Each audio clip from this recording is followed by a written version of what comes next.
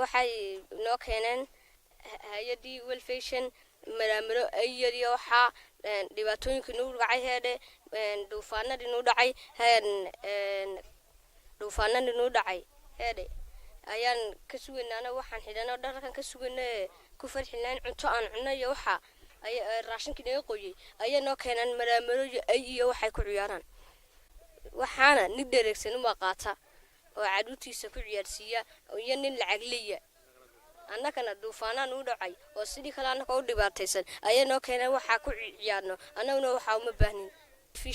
World Vision waxay keentay waxay caruur ka ciyaaraan halkii ay wax cuno loola keen lahaa ka suganay ayaa noo keenay waxaan ay caruur ku ciyaaraan